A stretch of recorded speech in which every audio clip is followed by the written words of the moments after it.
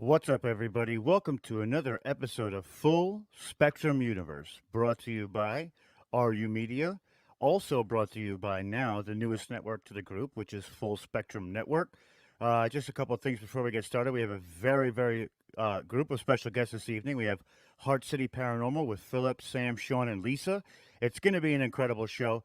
Just to get you started off, what we've been doing behind the scenes for probably the last week or so is we've created Full Spectrum Network.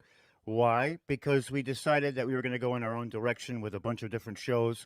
And just to give you a little quick lineup, we also have this show, Full Spectrum Universe, will be airing there, as well as Full Spectrum News, as you can see here. Full Spectrum News is a show that is basically politics and headline news. If you are not into that, that is not the show for you. But we'll also be bringing you our classic show with me and Melinda Williams, Rescue Media Melinda, The Seer and the Scholar. The Seer and the Scholar touches both the spirit and the mind with facts and Melinda's ability to speak to the other side. So with that being said, let's get into the intro and we get to meet our guests.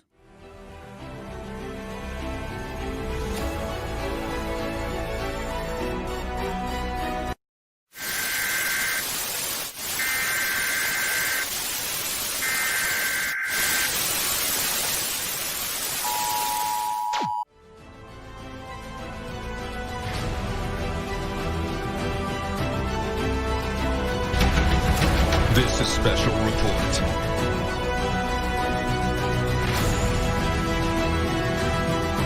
Black holes are one of the strangest things in existence. Neil Armstrong may have seen extraterrestrials on the moon.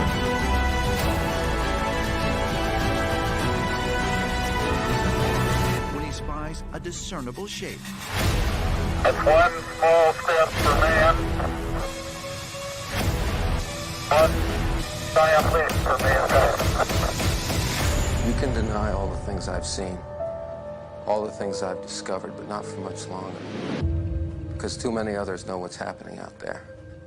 And no one, no government agency has jurisdiction over the truth.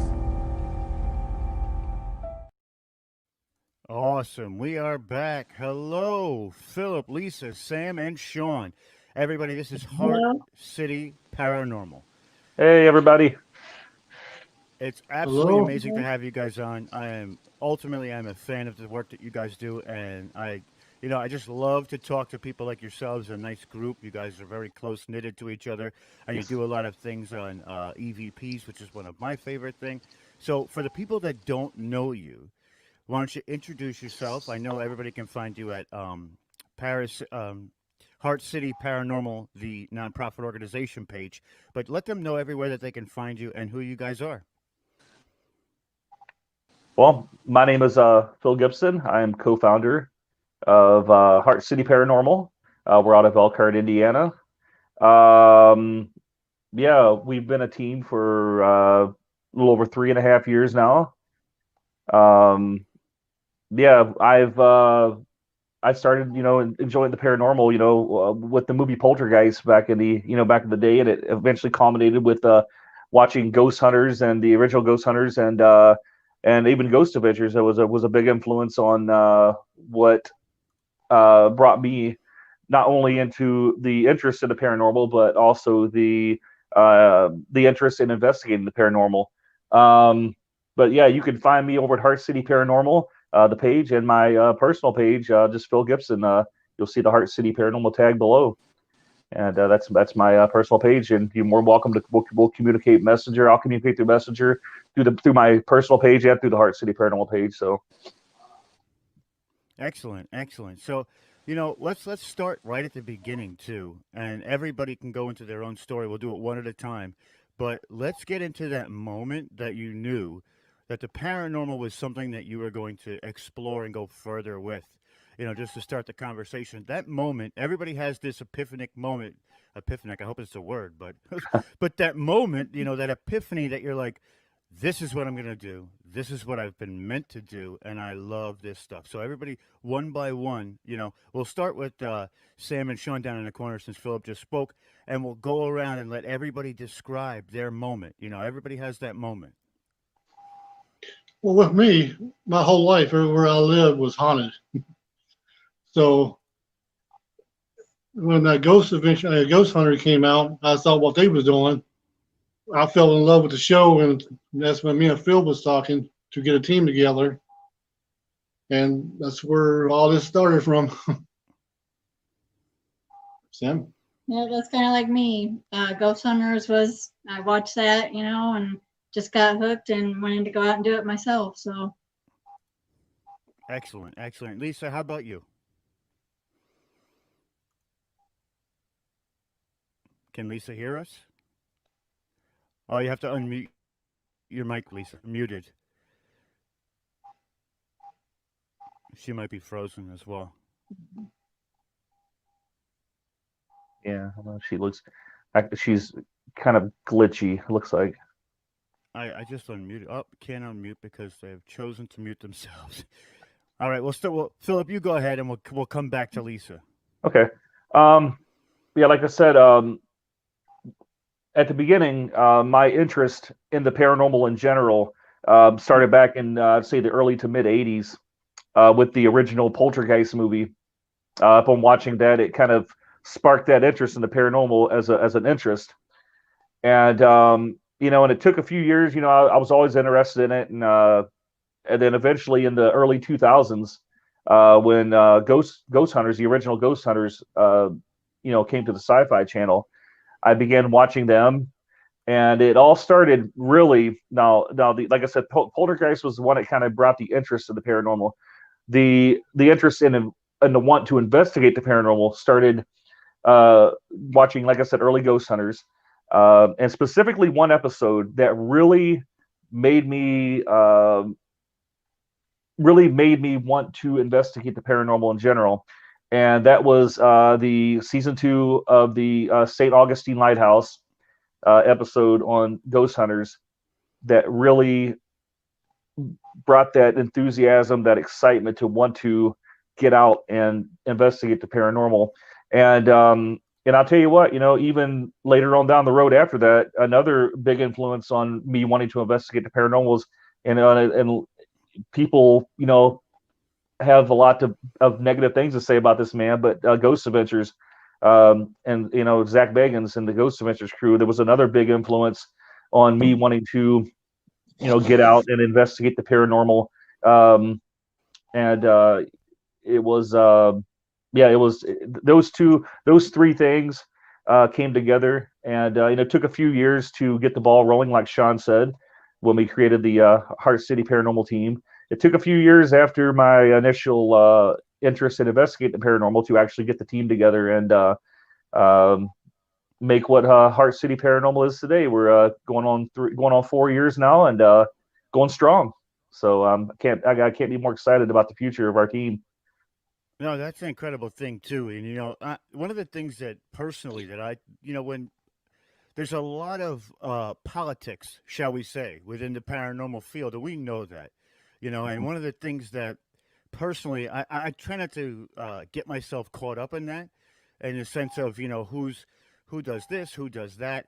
I think that some semblance of unity, just because of the fact that we are all trying to achieve somewhat of a different goal, but at the same time a same goal, it's a big deal. And a lot of it's always this, who doesn't like this one, who doesn't like that one, but we all have common ground, and that's something, especially right now in this country, we need to be able to establish those common ground points and move forward from there. So it doesn't matter who influenced you to grow up, or to Exactly. do what you're doing. It's ultimately just as important as the next man, because what you learn from those people, and then you take that with you to that next moment, or that next spot, or that next EVP, or that next encounter.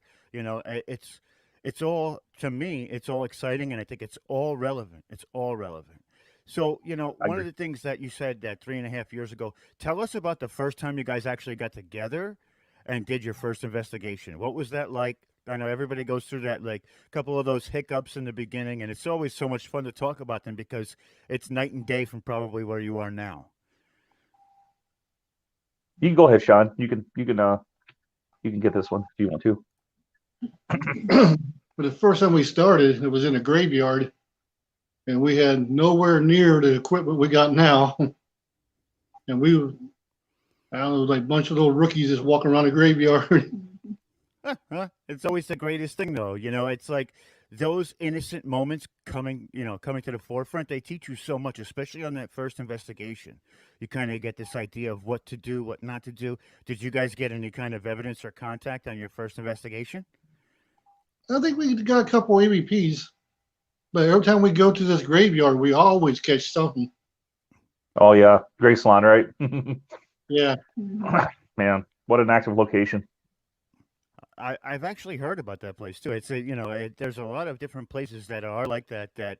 These encounters come in because of the other side. Now, what is your understanding of what is exactly happening when you catch those EVPs? If you want to go into, because I know I enjoy EVPs 100%. And then after once you get into what you think is actually happening when they're trying to convey that message, tell us about a message that you got that totally blew your mind. Let's see.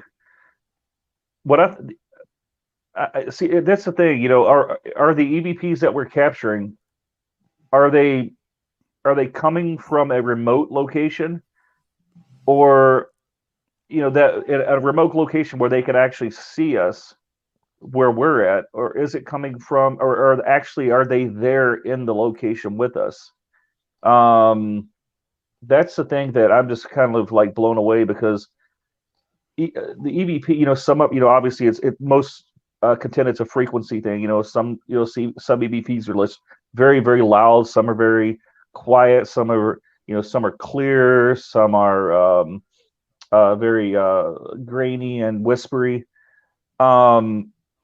But as the EVP to me is in my opinion, other than catching an apparition on camera or something like that, but to me an EVP is a very special piece of evidence, and overall I think it's probably one of the most well, obviously it's the most common piece of evidence, but to me an EVP is very special because I know it sounds cliche, but they take the time and energy that they have, at least according to our understanding of what it the spirit world and EVPs, but they take that time to that energy to talk to us, to get their message out to us, and I feel that's very special, and that we should never take it for granted, no matter how good or how unclear that EVP is. I just feel like it's a very special gift that we should never take for granted.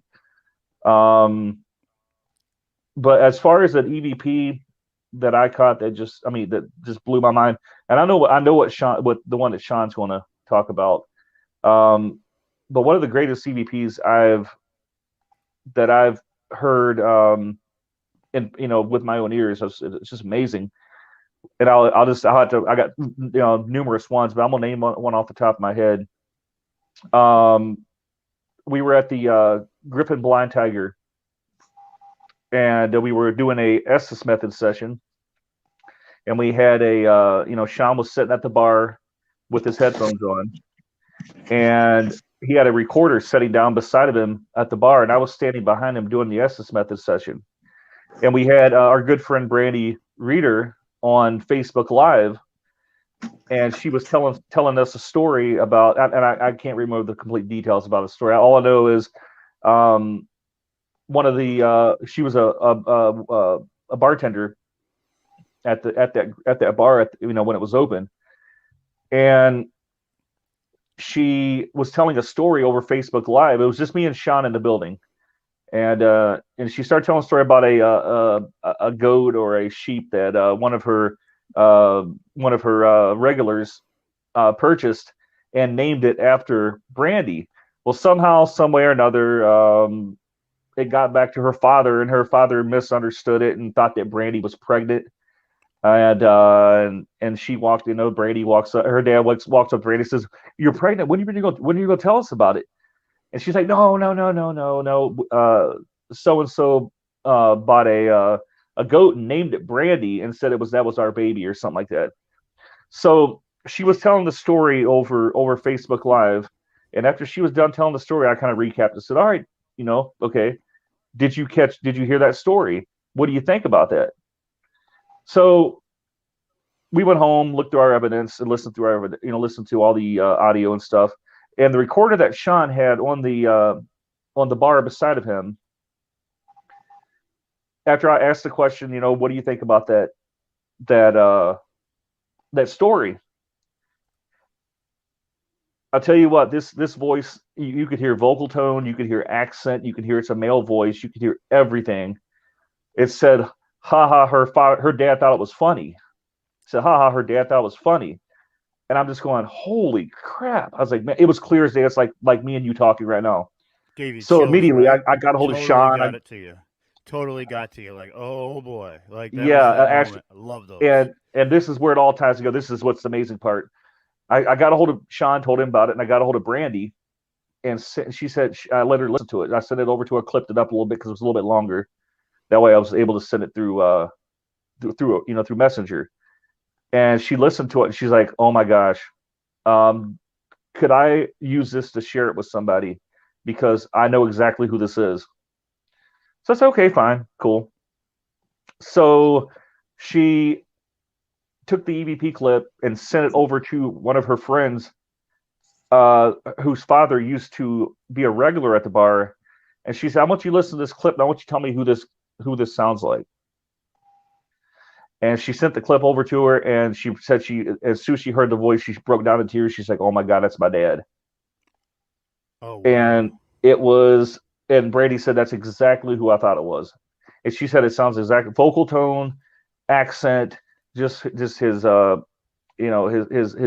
deepness of his voice, just the way he talks. Everything was a direct match, enough to where his daughter knew who it was immediately. Like, she busted down in tears. She's like, "Oh my gosh, that's crazy." But I could go through numerous EVPs, but I just wanted to pick out one because I think I know which one Sean's going to pick. And this is probably today the one Sean's going to pick is probably the most credible piece of audio evidence I think we've ever, and like the most, like the one we can't debunk.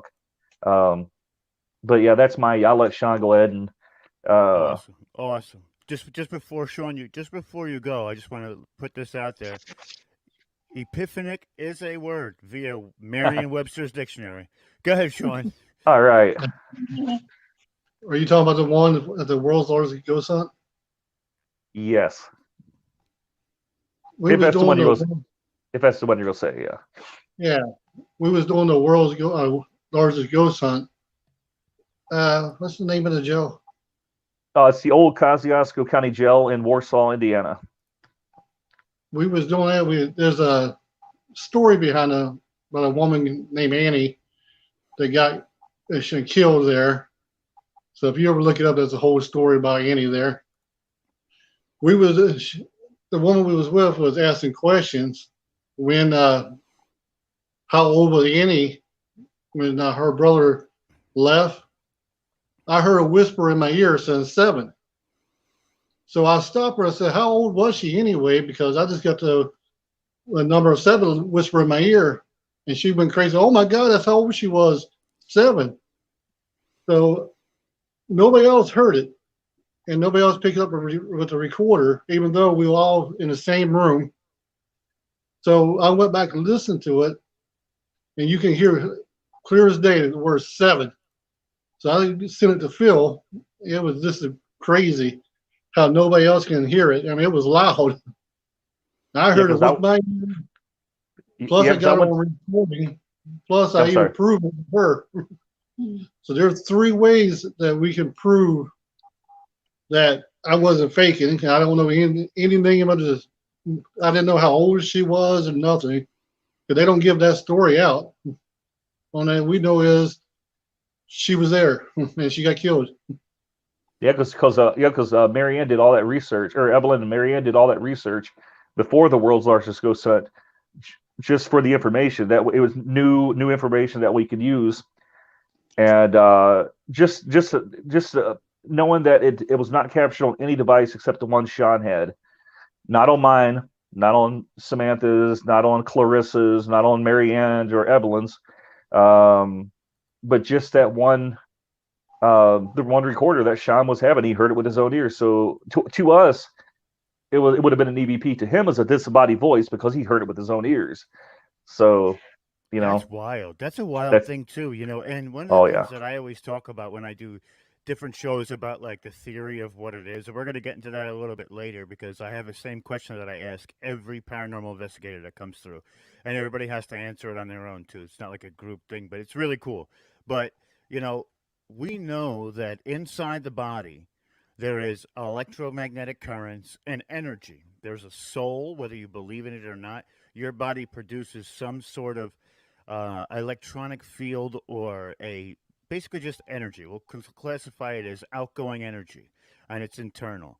So we know by factual science that energy doesn't die, doesn't go away.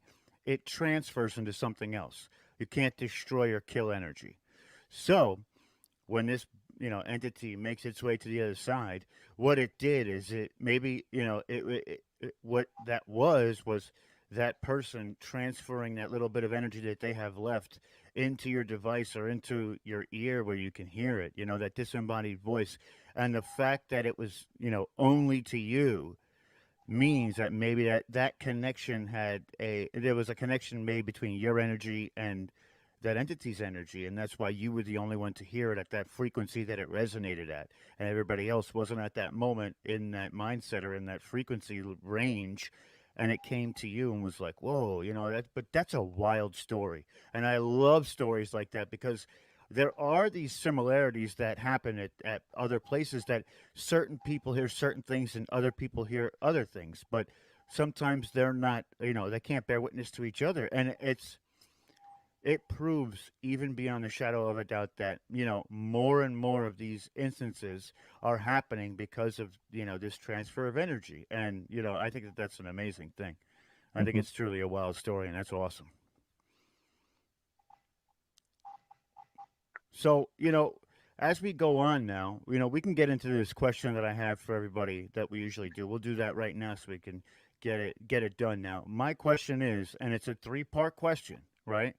So it starts with how do these, and there's no wrong answers. It's all theory based. There's no factual answer that we can look to and say, okay, that's what it is. It's opinion, shall we say? So how do you think that these entities come back here? Why do they come back here? And what are they? You've heard me say it about the energy, so now I want your take on it. We can all do that one at a time. You go ahead, Sean. I don't, truthfully speaking, I don't really know. But we asked the question to a spirit with the spirit box one night, and it told us they can come and go anytime they want. And to them, to what I took from it is, we're in a graveyard, but they don't think it is. They said it was their house, their street, and everything else from the spirit box. So maybe they just don't know they passed away and they're still here. That's what I'm taking from it. Think about that too. Is some entities don't know that they've passed. They just think that they're walking around like everybody else, which that's a there's got to be something to that as well, like that aspect of it. Why that's the case, whether it be a traumatic or a fast death. That's something to also like definitely look into and research. I've been trying to do a little bit more research on that side with all the stuff going on right now with the network and things like that. So it's been difficult for me to do, but that's like my favorite thing to do is just find a subject, research it, and usually when I start researching something, it goes right on to the next thing. While I'm researching that, another question comes up. And a lot of these, research, a lot of the research I do always comes up with more questions and a lot less answers because it's all conjecture. It's all, we have no exact answers. But go ahead, I'll let you go.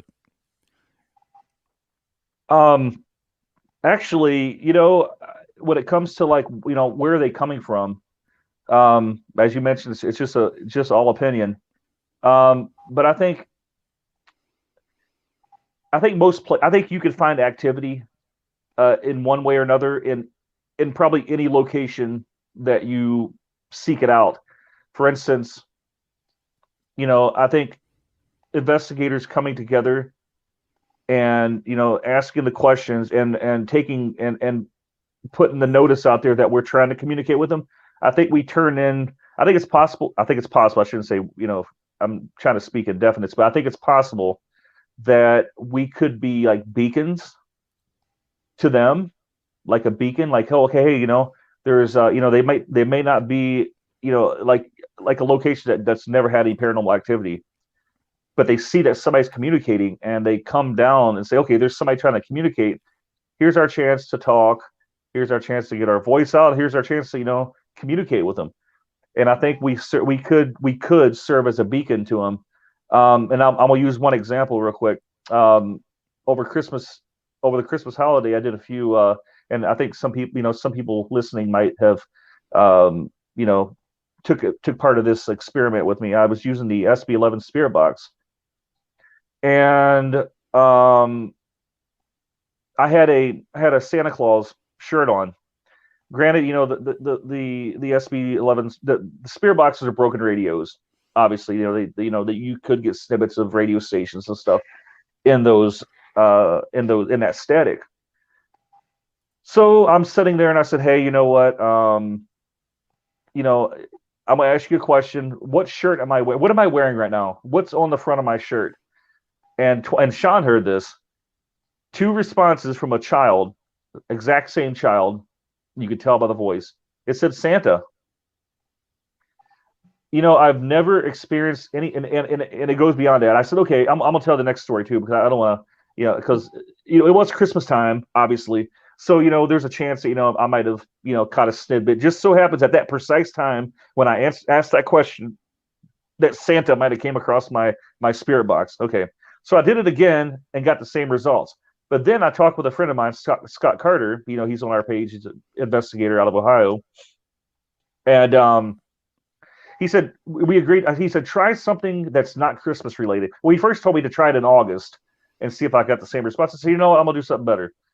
I want instant results. I'm gonna put another shirt on that's not paranormal, not Christmas related at all, and I'm gonna try this again. So I put a shirt on, and I didn't say it out loud who it was. The only thing I did was flash it up to the viewers on Facebook Live, and it was a shirt of Albert Einstein. So I went ahead and said, okay, if you're here and you can see me, what shirt do I have on? Who's on the front of my shirt? And no, I still have the audio. It said Albert. Now, the odds of that, it could have been they could have said any name, they could have said anything, but it said Albert on the front of my shirt. And I didn't want to say who it was because I didn't want the spirit to simply just hear me and speak it and repeat. I wanted the spirit to actually see my shirt and actually respond to what shirt I had on. So, and then also I end up doing it again, and I was watching Frosty the Snowman on TV, and I said, okay, what's on my TV? And it said Frosty. So, and that blows my mind.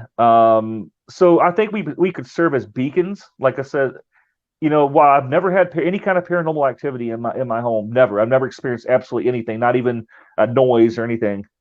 But I'm catching these voices, and I caught E.V.P. and I caught an E.V.P. in my spare bedroom testing out a camera before an investigation. But and I've never experienced anything. And it could be paranormal activity here, but I've never seen it or heard it. But being me, that's sensitive to this stuff, and have been doing it. It looks like I would hear something or see something. But I think we could serve as beacons, as when we put ourselves out there to try to communicate. So I agree. I think a lot of what we do, it's the intent behind it. You hear a lot of people when they go into different investigations, they try and agitate things to see if they can get a response from it. But I think that brings more, not danger or disaster, but it brings less of an ability to communicate properly. You know what I mean? And you see this a lot, like a bull in a china shop. They want to go in, they want to poke, they want to prod. And from experience, I believe that your intent manifests because these entities they don't lose their humanity when they get to that side. They still have this ability to feel, maybe not like physically, but emotionally, and they Yeah. still have their quirks about their personality. So you have to go in kind of like an open book and say like, "Hey, I'm here. You know, you want to talk to me? If you don't, I understand." You know, if there's definitely different ways to do it. I mean, some people when they go in the bull in the china shop method, they get something too. Maybe it's not what they so much want as in a response to more of like a warning, like get out, like we don't want you here. Yeah. Oh, yeah. But it's crazy because you see that there is still this emotion, and I don't really know if that's the entity doing that or us like mentally attaching emotion to something that may not. There's different ways to look at that, but that brings me to my kind of like my next question is, along over the course of the last 15 years, paranormal has become a lot more, I don't want to say mainstream, but a lot less fringe and a lot more communities coming together to try and answer questions or maybe put the dots together. Have you seen a dramatic difference like I have over the last 15 years? And can you tell us a little bit about your feelings about that? Go ahead, Sean, if you want. Since I was rambling on last, so if you want to take that one first. I think ever since Ghost Hunters came out on TV, it made a big impact where people want to actually want to go out and do this. And you can sit back now and tell, just put in any kind of ghost group on the internet, and you will find somebody. So there are a lot more teams came in the last 15 years. A lot came now. But I think it's all to do with all the ghost shows on TVs now where people want to go out and do it.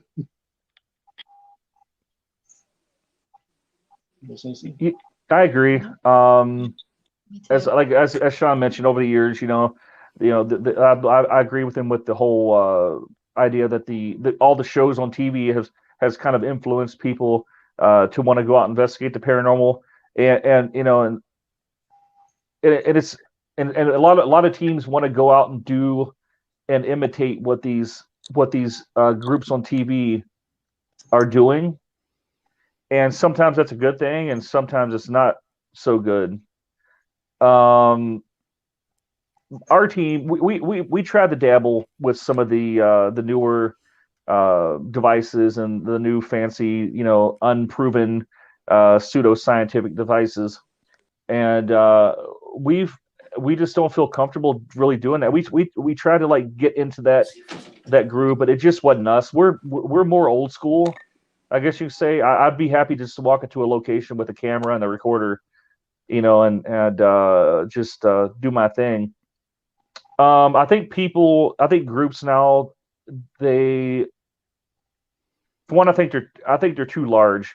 I like smaller groups. I think we should, we were happy with a smaller group. I just feel that trampling, 15 people through a house, you're not going to get any evidence. I'm sorry, there's too much contamination involved, and for our personal likes, we like smaller groups. And Well, I agree with that too because a lot of those bigger groups become more of like a get together or like a party, and that truly it kind of takes away from the whole purpose of you being there. And I mean, it's great to see people and to do all that, but to bring that many people along, like you said, there's just too many discrepancies to really get a full understanding of what you're dealing with or trying to. It's so many cons as it is to pros, I would say. exactly, I agree. And it's just, I don't know. It's great to have your role models, but it's also great, and it's good to like take some ideas from those people. But I also think it's great to try to be creative in your approach without being creative on your approach without letting the equipment. How should I say this? Without letting the equipment Corrupt. or even take away from the experience itself, the investigative experience itself. I think focusing on the equipment too much, you're just losing, the experience. I would rather just sit and listen and soak up the environment instead of worry about twisting knobs and pushing buttons and doing this and that. I'm old school. I like kind of tinkering with some devices, some of the new popular paranormal devices, but I'd be happy just walking into a location with a recorder and a camera and my spirit box. I feel like a spirit box is, the SB11's become one of our staple uh, pieces of equipment since we've had such great results on it. While it has some scrutiny behind it because it is a broken radio. I just feel like the responses that we've got from the spirit box is beyond coincidence. There's been way too many like just intelligent responses and just stuff that nobody else would know except the people that were in the room. So yeah, I mean it's cool. I mean I've seen a lot. I've seen explosional teams and a lot of a bunch of teams coming out and doing their thing, which is cool. It's exciting. It's a fun field.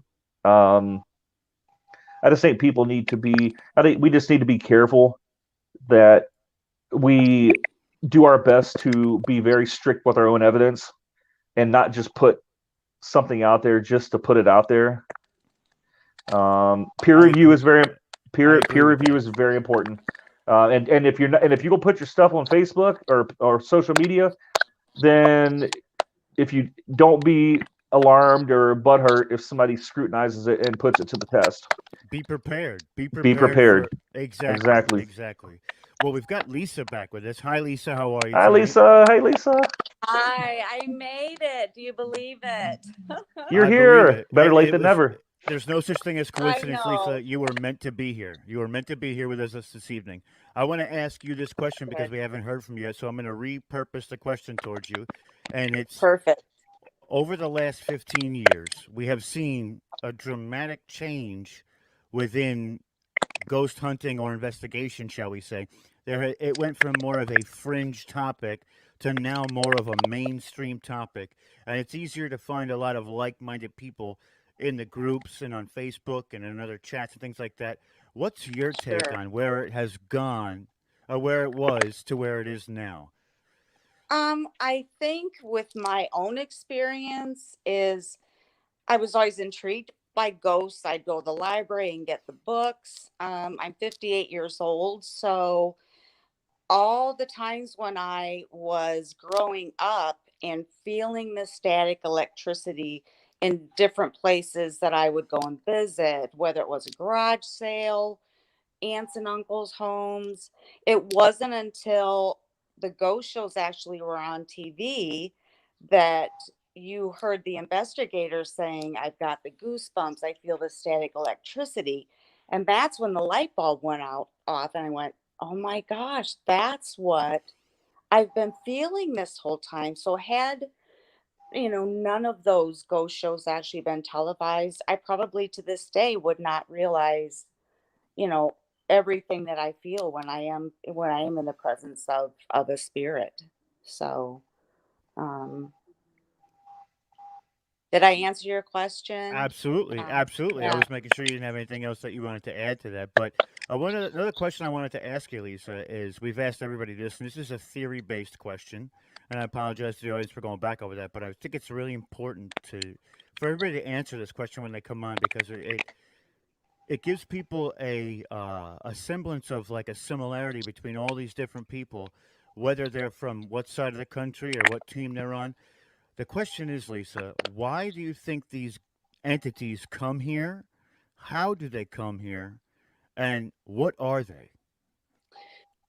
I'm a very faith-filled person. I grew up Catholic. I'm still Catholic, so we always believed in the Holy Spirit. And in doing the investigations, since Bill has added me to the group, um, I'm trying to think my train of thought. Yeah, can you say that again? I'm Sure, sorry. sure. How do these entities come here? Oh, okay. Why Okay. are they here? And what are they? Only because, like Phil was saying with the equipment, to have asked a question and get a response to your question, I know that they are here. I believe that God gives souls the grace to go back, to continue to visit their families, their loved ones, continue on in the afterlife, but with the life of their whole family, as well as being on the other side with all their loved ones, um, that have passed on. And I think tragically, the souls that have left the earth before their time, I believe they're stuck where they were, not knowing or understanding what happened. And I think there's the visitation of spirits that come, as well as people that are just left behind because of a tragedy, a tragic death. Excellent answer. And like I said, there's no wrong or right answers to this. It's all about theory. And I think that this connection to find out what it actually is and how it actually happens is what really brings us all together. It's just common ground. So even if you disagree with somebody wholeheartedly, finding those moments of common ground really help bring people together. Because right now we know in paranormal that there is a lot of ego. There's a lot of people who don't like scrutiny, and we should be scrutinizing ourselves, like you said. Don't get butthurt over it, because evidence is difficult to decipher when you're not there as well. So people making comments at the same time didn't get to live that moment with you. So Right. what they're speaking about doesn't have 100% of the confirmation that you do. So sometimes it's difficult for people to really, I don't know, I get the grasp of what's going on because they're not Mhm. there. They say that an impression left on somebody is truly one of the greatest things that you can have happen to you. And being in those situations and doing these investigations, there was an impression left on you by that entity that the other person does not or will not feel and does not have that same connection to that area. So another question I have for you guys is, tell us your favorite place and your least favorite place. We'll let you go one at a time. Philip, you could start. My favorite place. Man, that's difficult because there's two or three that I could name off the top of my head that I just absolutely love. I love the old Kosciuszko County Jail. I think we've captured some of our best. We don't catch a lot of video evidence, but we catch a lot of audio, and I think the old and the experience and just the people around, not just the location, but the people that the people that host the investigations. They're like a branch off your family tree. So I kind of factor that into the equation as well, not just the experience of the location, but the old Kosciuszko County Jail with Evelyn and Marianne. They're like our best friends. Well, Evelyn's passed on now, but Marianne is still she's a dear, dear friend. I'm sorry to hear that. We love her dearly. We're going to be going down there next month for an investigation, a daytime into nighttime. Another location I really like. I got to name three of them. Griffin Go Blind ahead. Tiger. No, go ahead, man. This is all rant. This is rant ready radio. Well, let's get it going. The Griffin Blind Tiger. It's not only one of my favorite locations, but it's one of my most surprising locations because I didn't know what to expect. It hasn't been investigated that much.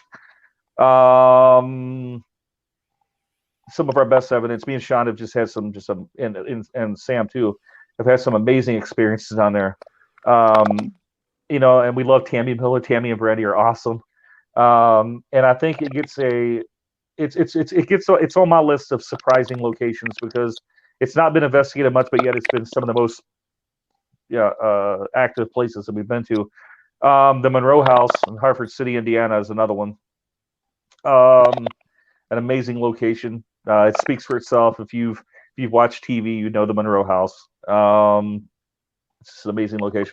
And then Eden Springs Park, Michigan. It's an awesome location. Debbie and Jeff at Eden Springs are just absolutely amazing people. They make us feel so wonderful. It's a very active location as well. Those locations are near and dear to my heart. As far as my worst location,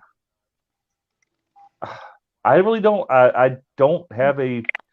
I think probably the worst location I would say is probably a cemetery I went to in Goshen, Indiana. Um, Not Jackson Cemetery, but the other one that I can't remember the name, but it was just because we didn't catch any evidence. So I guess that's the. I don't really have a location that I dislike. I've had my quirks about a couple, but I never dislike them. Um, so yeah, that's my answer. I really don't have a location that I actually disliked. So it's all been great. Excellent, excellent. Lisa, how about you? Um, I mean, this isn't having to do with the group, but I was lucky enough to go to Nevada last fall, and we went to Tonopah, which is where the Mizpah Hotel is. Ghost Adventures had investigated this place. I was lucky enough to sleep in room 502, which was the Lady in Red's room. We left for dinner and I left my recorder. My husband left his laptop up. We recorded for an hour and a half. The evidence that we heard the bed squeaking. We heard get running. We heard high heel shoes walking on a wooden floor. We heard cowboy boots walking on a wooden floor. Wow. The hotel is totally carpeted. And I believe either that it was another spirit. When I was outside the room, I asked who the lady in red was. I felt so sad that she didn't have a name, and to this day still doesn't have a name. And I got the name Sarah. So I think the lady in red is actually Sarah. I think that's who she is. Very sad, very, very sad. On the fifth floor there. I don't have a place that I is not my favorite. Eden Springs. The last time I was there, I actually had a spirit. We were down in the jail, come from behind me. I felt the electricity, and he actually pulled my jacket, like pulled it down and then let go. About a half hour later, we were warming ourselves by the fire. Well, that gentleman actually did the same thing with my coat. Wow. And so Eden Springs, it is an amazing place. I think the history is an amazing place just for anybody just to go camp there. But I guess that's it. Let's have Sean and Sam give their. Yeah, let's have them answer separately because we haven't heard from Sam too much. So, Sam, you want to go first and tell us your. Yeah.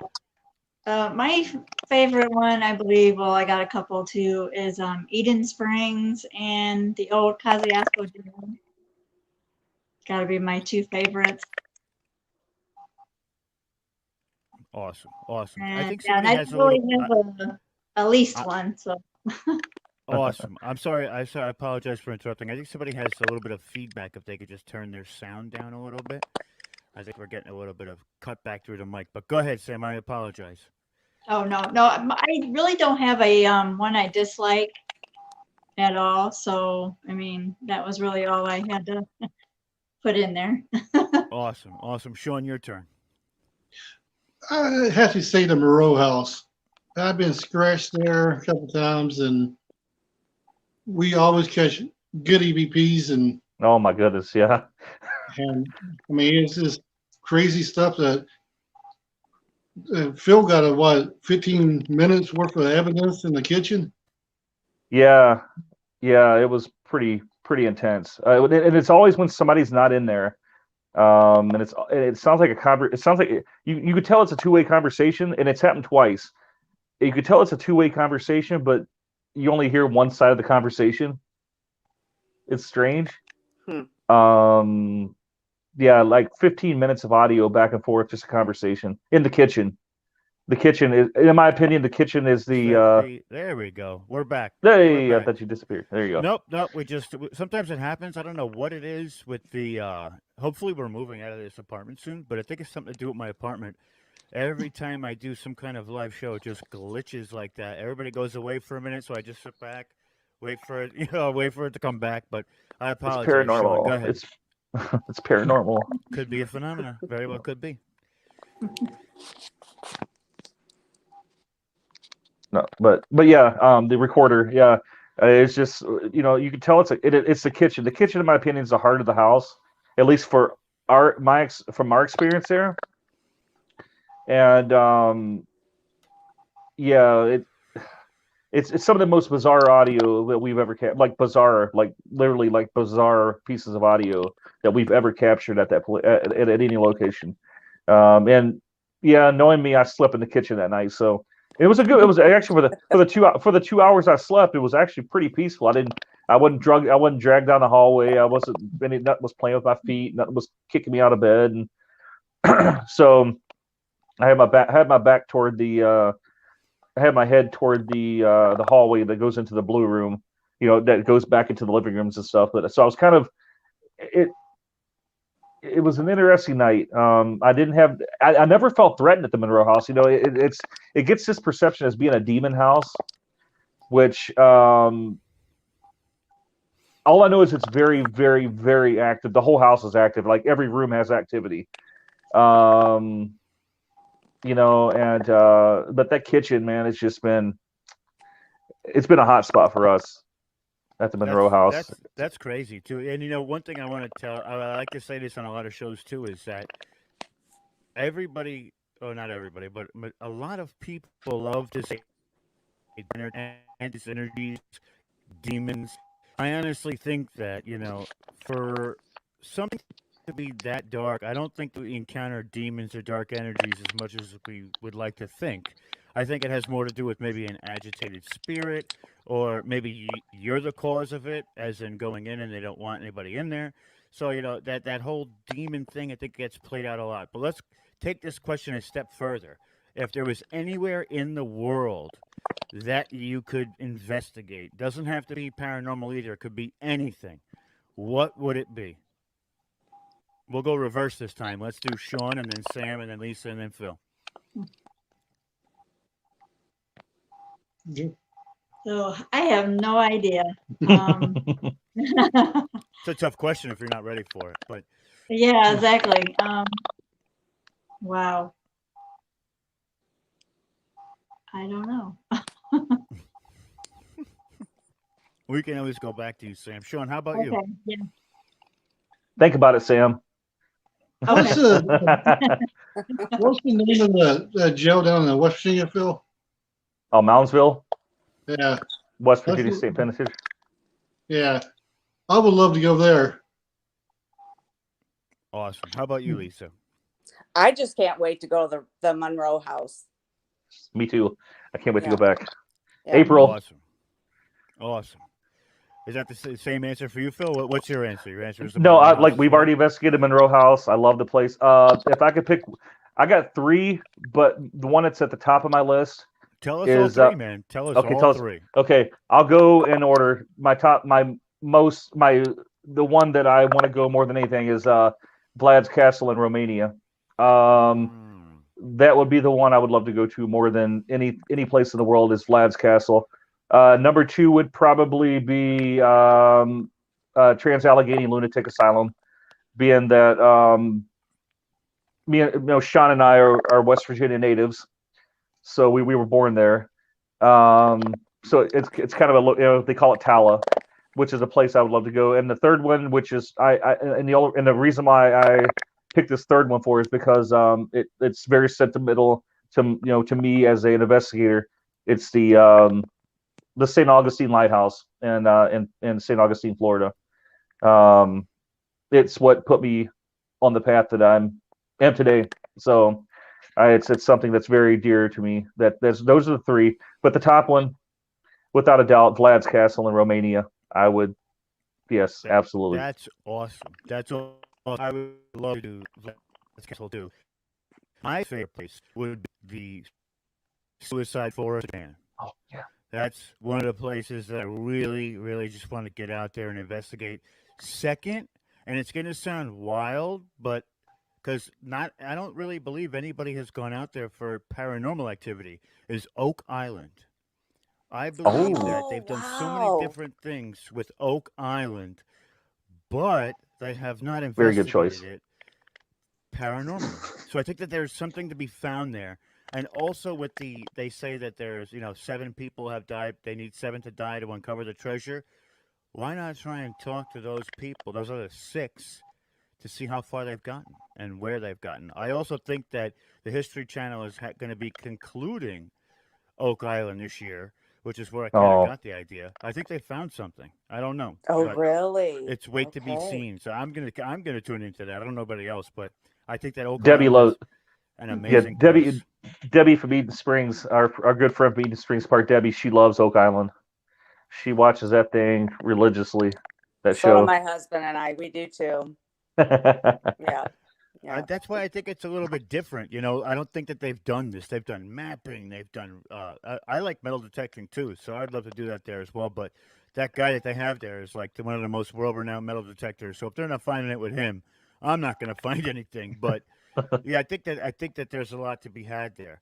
Another question I have for you guys, and this doesn't have to be paranormal either. What's another subject that might be a little bit fringe-ish that you like to either research, study, or want to investigate as well? Hmm. Whoever wants to go first. I think my other love is UFOs. The ufology, the UFO phenomena. That's probably my other. Besides the paranormal, it's definitely UFOs and alien. You know, the topic of aliens. Life on other planets, the universe, science. I love all that stuff. I do as well. I do as well. Yeah. But how about you, Lisa? Um, Probably angels.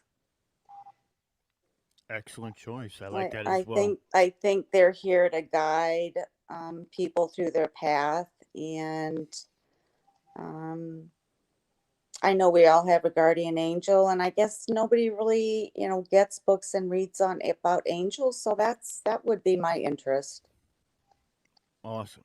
Sam and Sean, how about you two? I'm going to agree with Phil because you don't know what's out there. So Well, I people agree say with that too. they said we're the only one here. So I don't believe that. So If you think about it, statistically, it would be possible that we are the only ones actually here, statistically. Because with all of I've done a lot of, that's where I started, was actually UFOs and researching. Now I do everything from, there's conspiracy, which is not just conspiracy theory, it's conspiracy as well. I do a lot of research and I'm a historian, so history has always been my thing. But UFOs is where I got started, especially in podcasting too. And there's so many different things. Now let me ask you this question: with the UFOs and with cryptids and paranormal, do you believe that there's any connection between all of them? Is there some kind of greater construct here, as in like the ley lines or something of that? Do you think that they coincide with each other? Hmm. Mm. That's interesting. That's interesting. Um, Possibly. I mean, you It's quite think of possible. the crop circles. There's no explanation for any of that to happen other than I don't That's a know. You very can't. crop circles are very interesting.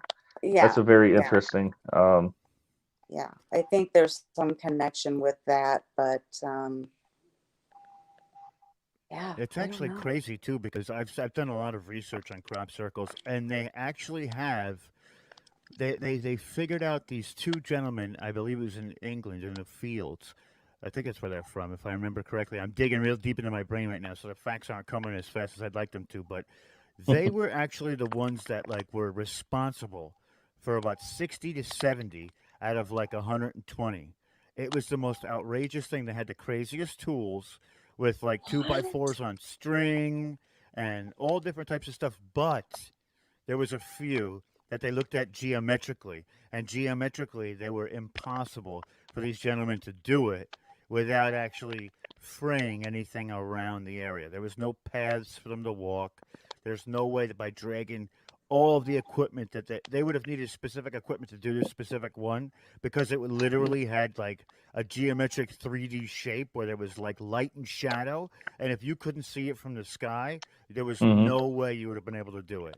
So personally, that question posed to me, I believe that there's like I talked about before with the soul. There's a lot of electromagnetic fields that are around the Earth. There's some that are even around us. And with the ley lines are an area where I believe portals can open because of the energy that's either going in or out, extracting or positioning. I believe that a lot of cryptid experiences happen on those ley lines and UFO sightings. And I've done a little bit of research into it because this area is where maybe two of those electrical fields meet.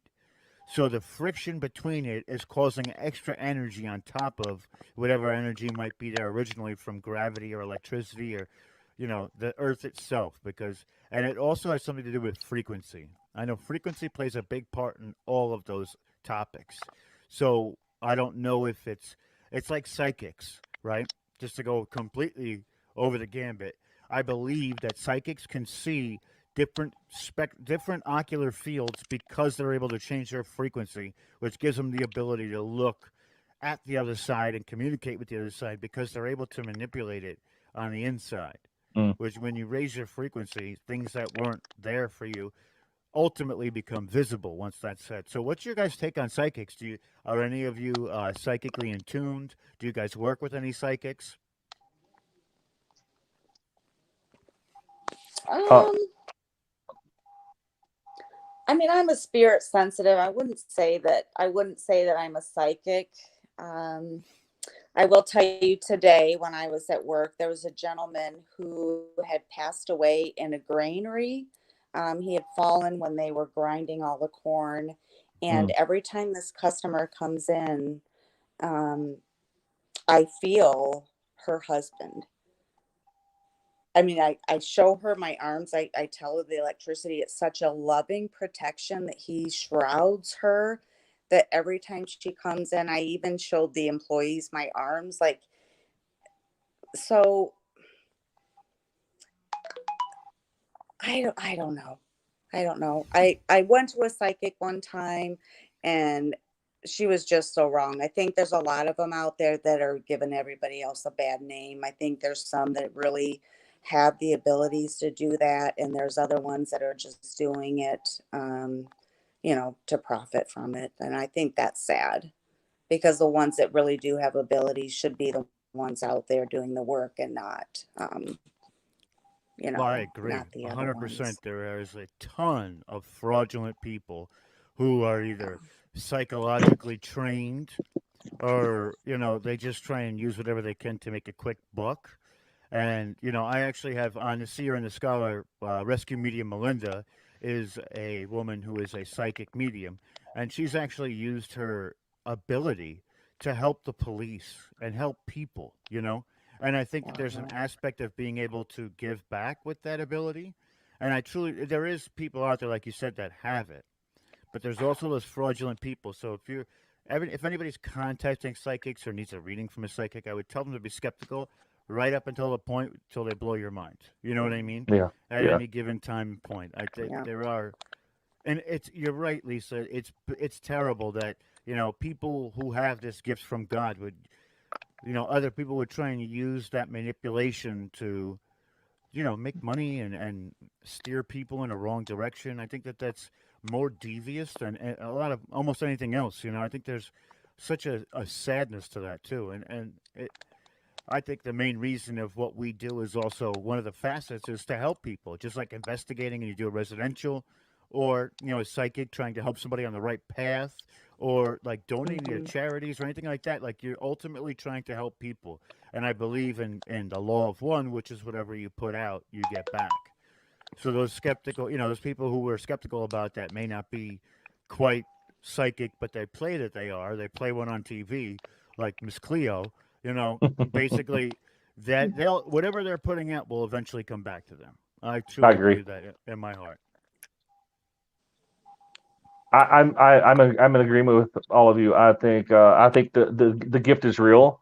I think it's definitely it can be real. But I think there's a lot of fraudulent people. There's a lot of fraud going on in that regards as well. I think there's a lot of people that claim to be psychics that aren't, that don't seem to be, because they get. I mean, you're at least gonna get one thing right occasionally. But I've been around some people that tried to read me, and everything was wrong. Absolutely everything. And and it took all I could not to tell them you're fake, you're a fraud. You'd have no idea what you're talking about. But I think the gift is real. I mean, I've seen a few people. I've seen clairvoyants that have been just like my girlfriend. They used to see a clairvoyant out in New Mexico, and she's very skeptical. And she said this lady was spot on every time they went to see her. And so, I mean, I've never been read by a psychic. Well, besides the one that was completely wrong, but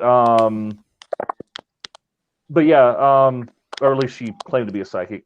But yeah, I think the gift is real. I think there's just a lot of fraudulent, a lot of shenanigans going on out there.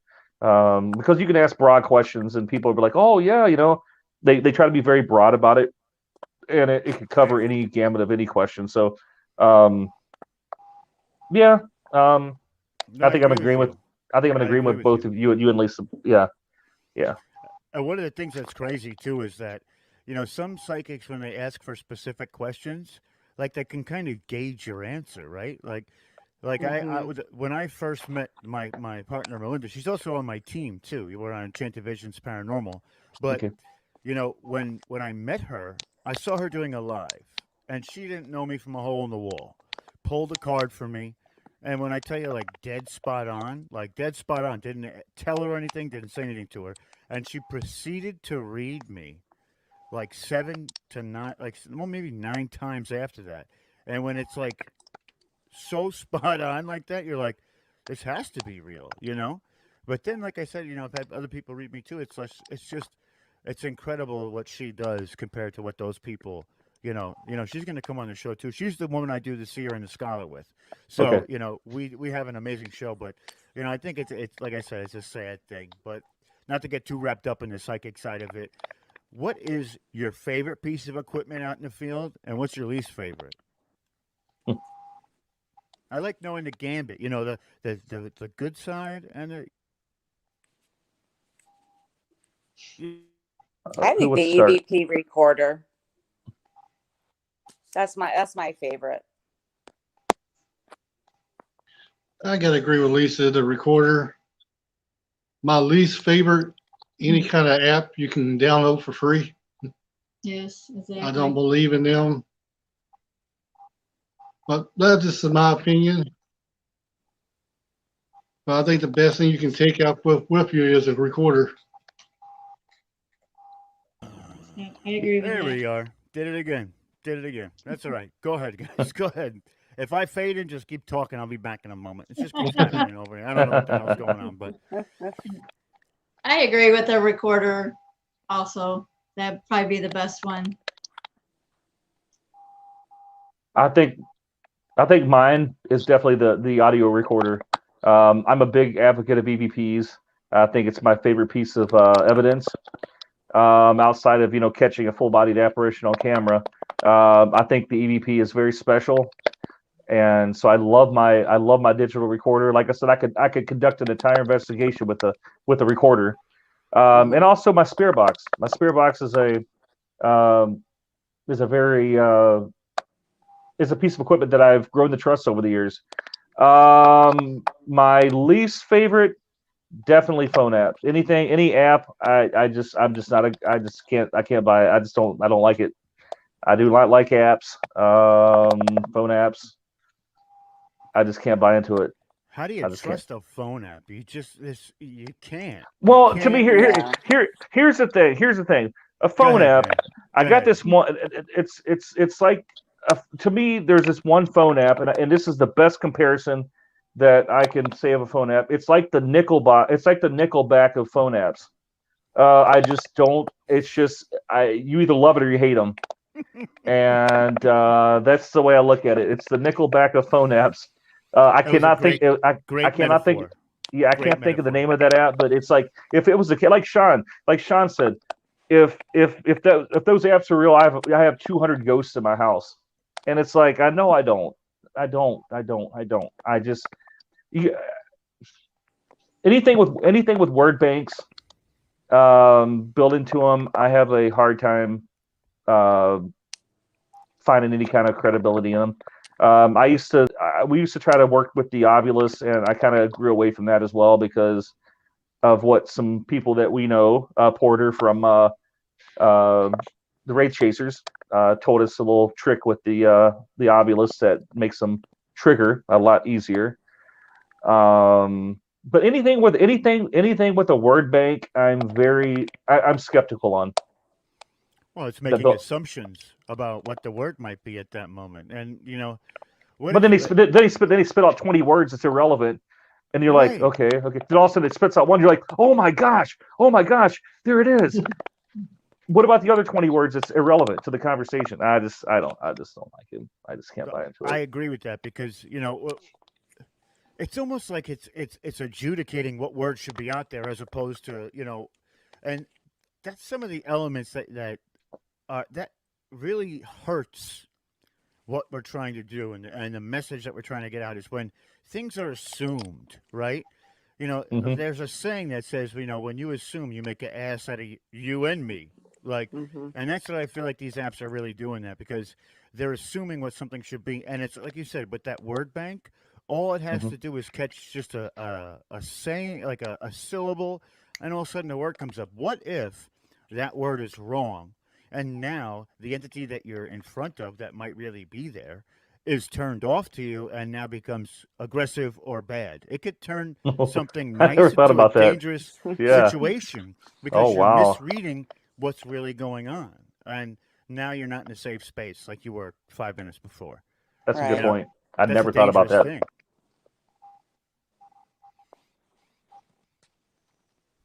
Sorry.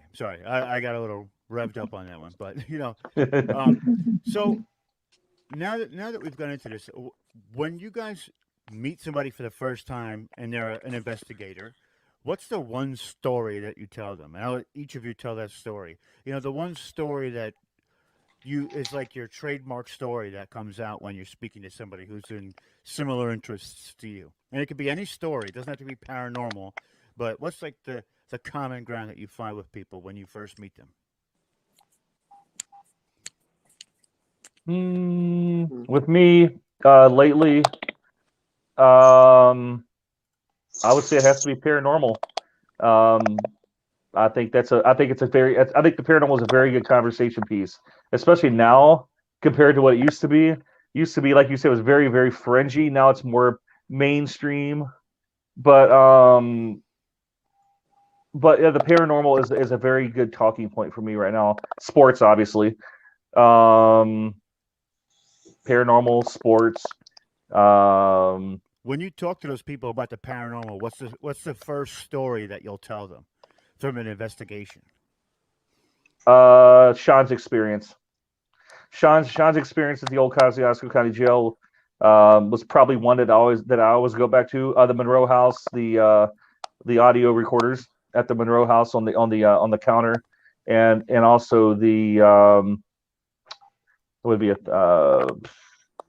Yeah, those two, and then the whole the E.V.P. from the Estes Method session down at the Griffin Blind Tiger.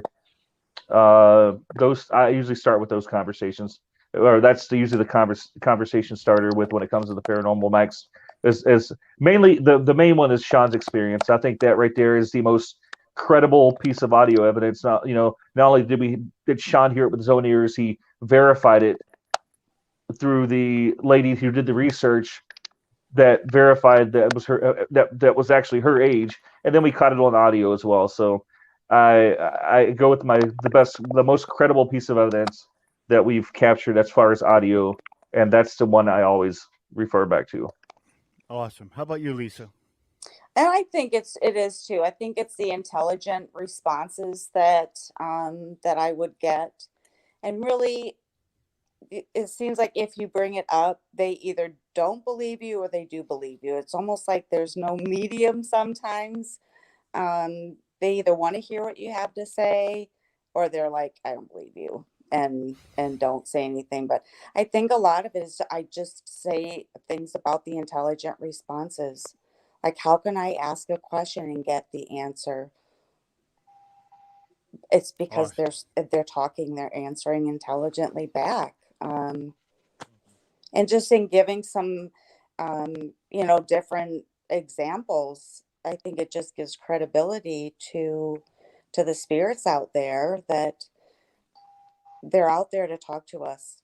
They just want somebody to listen sometimes. And I think that's the tool that we use is we can actually, let them be a voice, you know, if they can't be, and on the other side, we can be the voice for them, hear their sadness. The voice to the voiceless. I like that. I like that Me a lot. too.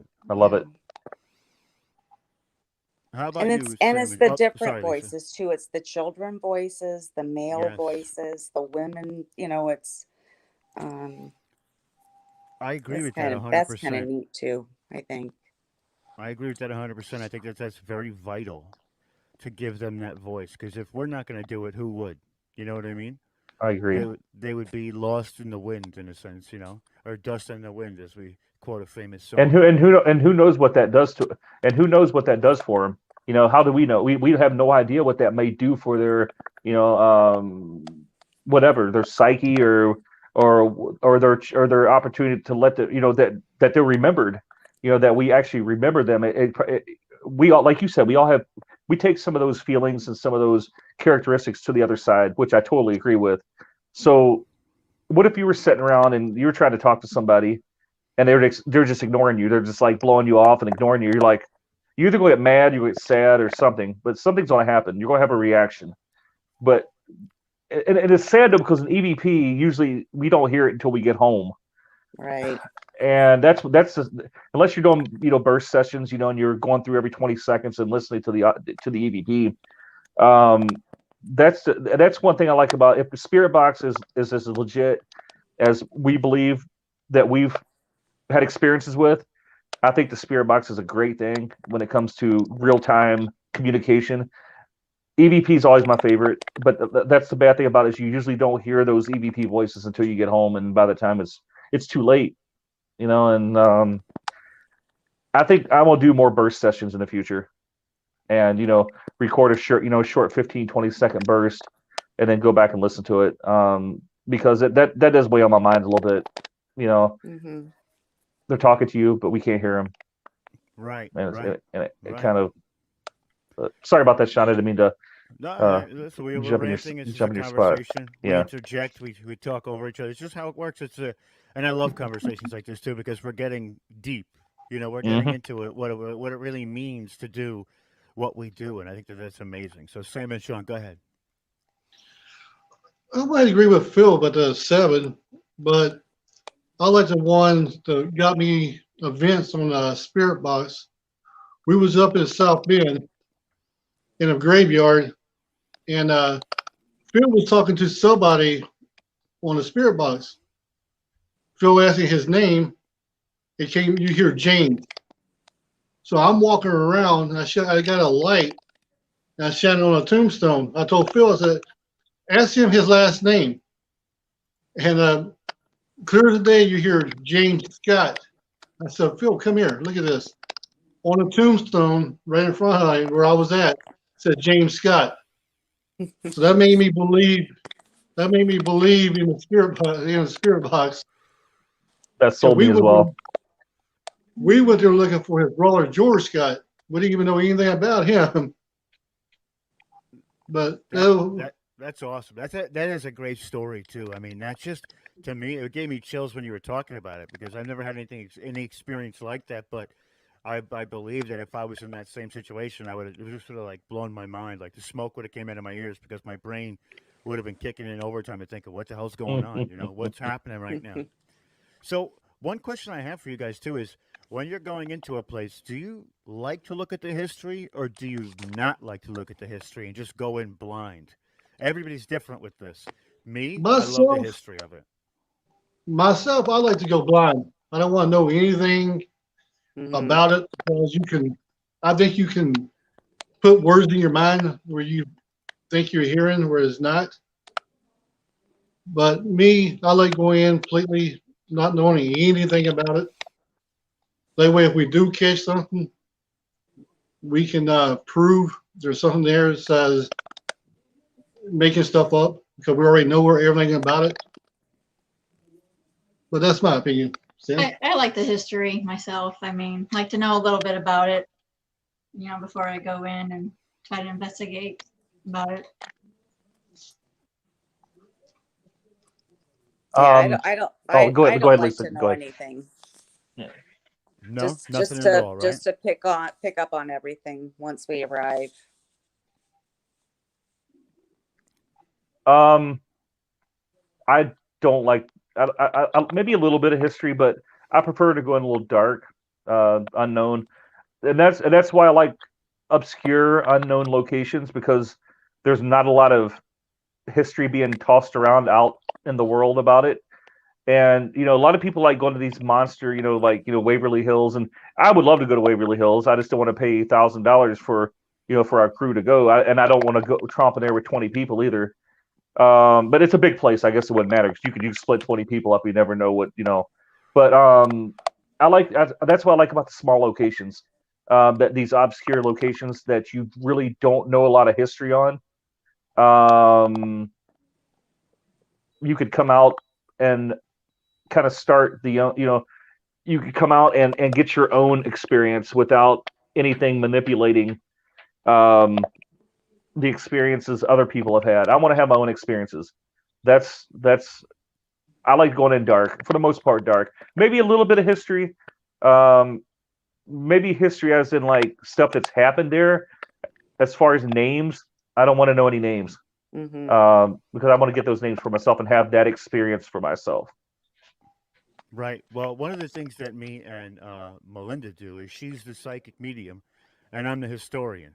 So I do all the research. When I mean all the research, I do an extensive background and who was there, what happened, so I know where to set some of the cameras up when we do it. She goes in completely blind. So when she starts relaying to me what she's hearing or what she's seeing, I can prompt her to ask maybe specific questions to get a little bit more action out of it. But it's like a Hmm. Awesome. half half, So I know what I'm looking for, but she doesn't. So not only that, that also proves more to the point when we record it that I knew and she didn't. And it makes this dynamic that's a little bit different. So I believe it is important, but at the same time, it's not for those genuine experiences. I think that both sides have a tremendously valid point on what they're doing and why they're doing it. It's all about Absolutely. preference. But I like history anyway. It's like one of my biggest things. It's to me that if well, my true belief is if you know the past, you can almost tell what's going to happen in the future because history is a pattern of Yeah. repeating and repeating and repeating. Just the players change, you know. So I mean, Hmm. it's incredible. Mhm. What were you saying, Lisa? You were saying something? No, Oh, okay. sorry. That's okay. So I think that there's like this dynamic with a team, and I see that you guys have amazing rapport with each other. What do you say are your strong points as a team and the dynamic that you have? I'm new to the group, but I was just telling Sam the last investigation that we had that I love to see Phil and Sean at work. I love to listen to their investigative questions. Um, I love what they do, and I love the way they do it. And the respect that they give the other side is tremendous. Um, and I just love that. I just love that. I think, in my opinion, our strong point is definitely our. I believe we have a a very unique connection to the spirits that we communicate. And I think we have a very I'm trying to think of the word I want to use. It's the connection, but I think we have I wouldn't call it unique way of communicating. I just think we have a good system. I think we treat the spirits like we would talk to anybody else. We don't. There's certain questions we don't go into investigation. How'd you die? When did you die? And stuff like that. The last thing I would want to talk about is my death. I think we have a unique, I think our strong point is definitely our ability to connect with the spirits, and I think that's why we catch so many EVPs. And I've heard people, I've seen people over and over again saying, "Oh man, we went to this location, didn't catch anything. Oh, we went to this location, didn't catch anything. And how long did you stay there? All night long." I'm going, okay, we went to this location. I just put these 3 Class A EVPs out there. I mean, I'm not saying that that they don't know what they're doing. I just think their approach might be wrong. I think their connection, their intent, like you mentioned, Rob, their intent going into these locations may not be, their energy might not be meshing with the spirits around them. And I think it's wrong that people go into these locations and come out and say, "Oh, that location's not haunted." I think they're just stealing your money. And I know one location that right now that people that have said that about, and it angers me because not only is it unfair to the spirits, it's also unfair to the owners of the location as well. Mm-hmm. And I know it's haunted. I know it's very active because it's one of my most active locations. The Griffin Blind Tiger. I'll say it out loud. It's an amazing location, and to hear people, criticize the people that own the building or whoever, the location itself, it angers me because I know it's not true. I think they just go in there and they're just not connecting with the spirits, and I think that's what our strong point is. I think we have a very good rapport with connecting with the spirits. The questions we ask, how we conduct ourselves, our kindness to the spirits, our kindness to the locations, our respect to the locations. Yeah, I think that's probably, my opinion, that's our strong point, and I think it goes a long way into coming out with great evidence. I mean, I'm not going. Why fix stuff? Why fix something that's not broken? That's the way I look at it when it comes to our team, and how we do and how we do things. I like the fact that you said you don't go and tell the spirit, when did you die? When didn't you die? That spirit might not know that it's dead. And that's a startling thing. And then again, it goes back to being safe.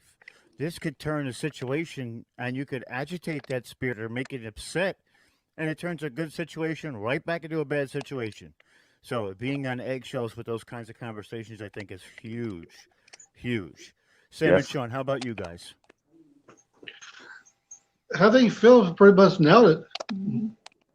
I think when we go into a location, we treat it with total respect, like somebody's coming into our house. We want them to show us respect, and that's how we do it. Because it's not our house we're going into; it's theirs. They might not be living, but it's still their house. That we go in, treat them with total respect. We don't raise our voice. We don't cuss them. If you don't want to talk to us, that's fine. We move on. But we would never go into a location and like Ghost Adventures, scream and holler and all that. Yeah. So I think that's the reason why we catch so much EVPs, because we're sitting down talking to them, offering toys and different kids and stuff like that. Well, I agree with that. It brings you back to the old saying of "Do unto others as you want done to yourself," even if it's the ethereal. I want to add. I want to add to something before I forget it. Before I lose my train of thought, I want to add to something.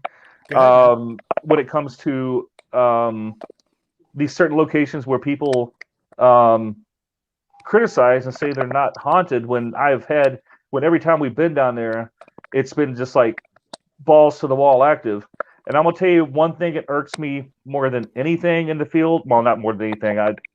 It's getting up there, and it's getting up there because I'm hearing more about it every day.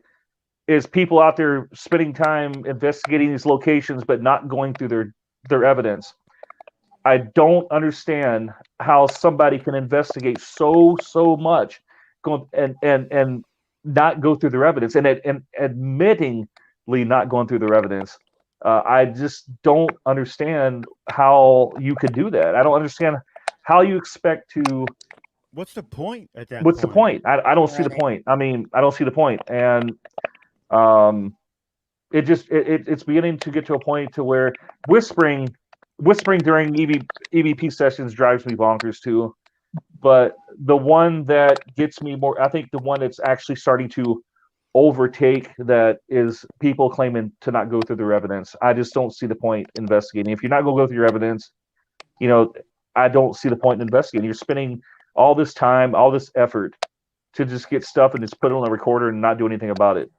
It's almost Why? like they're doing it Why? just to say they did it, and that Yeah. is not what that literally takes away from the core of what you're trying to do. So therefore, you can say all day long that you approach a situation properly, but by taking that mentality and not wanting to review that evidence, you're actually doing a disservice to the people who did it before you, the people who are going to do it after you, the entities within the house, and the house or location itself.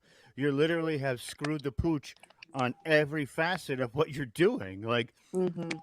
that makes no sense to me. That makes I no don't. sense. I don't understand it. I just can't get my head around it.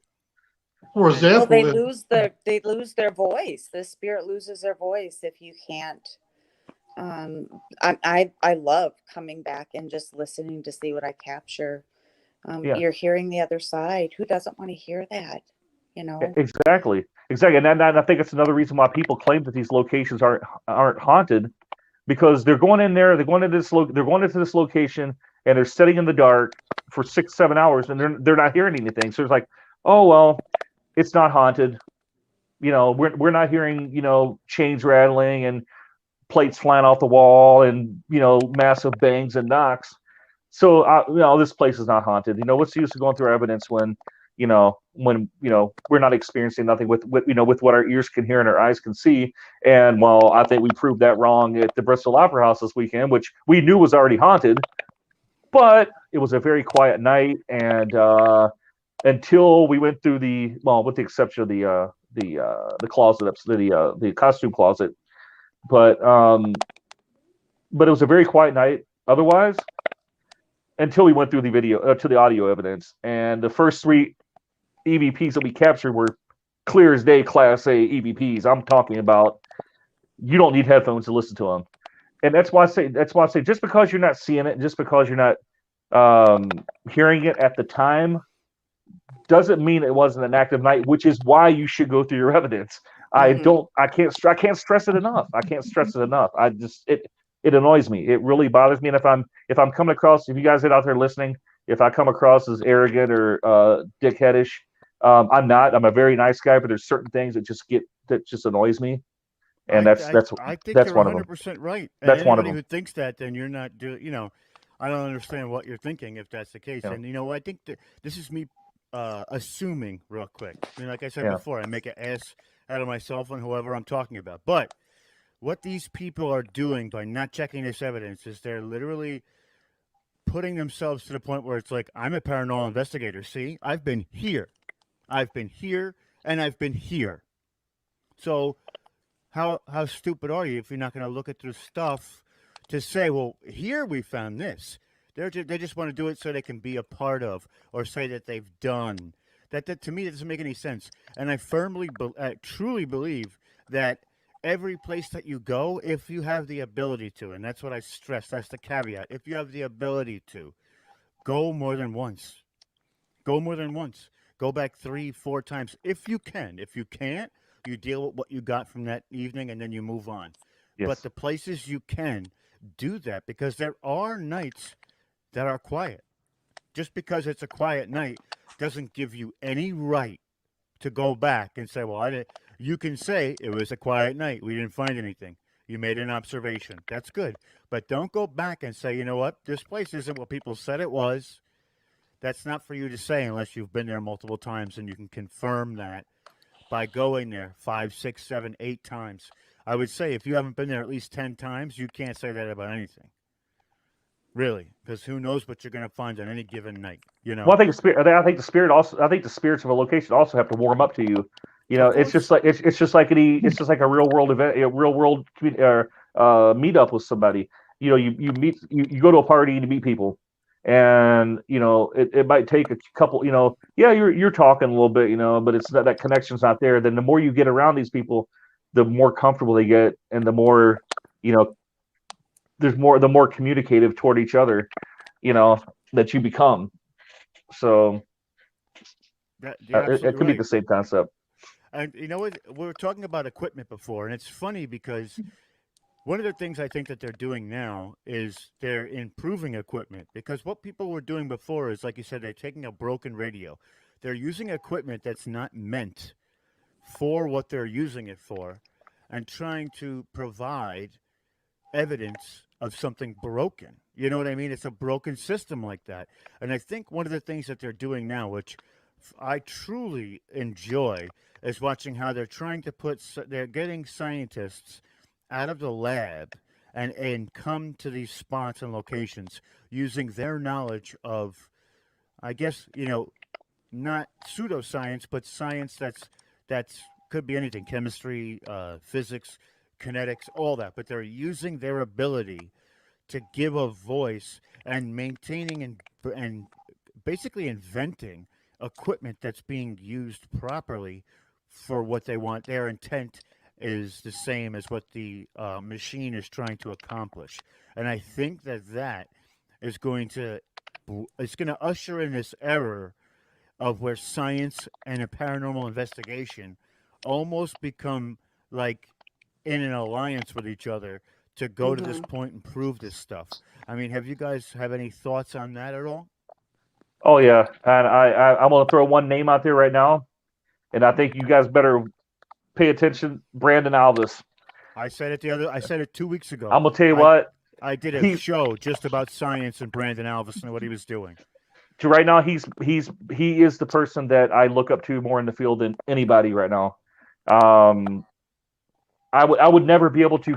We would never as a team be able to have access to the equipment that he has access to. So we got to live vicariously through him. But Brandon Alvis, man, I'll tell you what, he's somebody that's going to make some waves in the future, and it sucks that Ghost Hunters, you know, fell through the wayside, the new one, but I think it's good for him, in a sense that he gets to do his thing now, and I'm definitely keeping an eye on him. I talked to him, you know, chat with him, you know, on his page quite a bit. He's hard. He can come across as very uh, and I hate to say arrogant because he's not arrogant. He's not. He's just very scientifically based when it comes to the paranormal, and he I look up to him. He's the one right now that I'm keeping my eyes on Me when it too. comes to the Me future too. the future of investigating. That's who. Yeah, absolutely, no doubt about it. I Brandon agree with you Alvis is awesome. 100%. I agree with you 100%. And he's making it he's building that bridge between the Yes, science and the investigating. And there's such an yes. importance to that. And I did a show, I think it was 3 weeks ago. I said two, but it's 3 weeks ago on the science of the paranormal. And because of him, I almost have a different outlook on how to go about an investigation. And it's amazing. It's amazing because I love the facet of science itself. When I was in high school, I'll tell you, I would have failed out of science in a minute. But now that we can relate it to something that I'm passionate about, I think that it really does a lot. And they're also tailor making this equipment that is going to project and propel this community into the light out of the dark ages of what paranormal investigation was. And I think that it's super important. But Lisa, go ahead. Tell us your thoughts on that.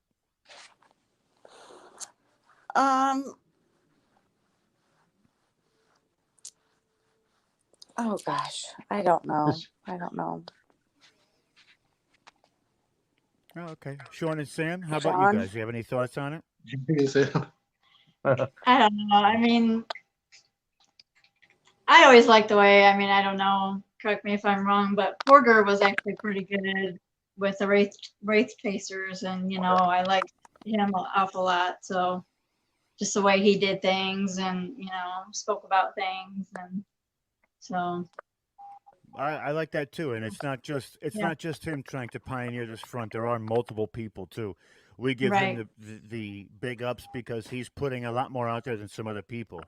Now, But I want to add something to what you said, Rob, about how Brandon Alvis makes you want to go about things different. It was almost at first it was almost the opposite for me. It made me want to just hang everything up and just forget. It made me want to hang everything up and just throw my equipment in the box and just quit, because I feel like that. At first, I felt like that no matter what I did, it was going to be scrutinized because of looking at it from a scientific point of view.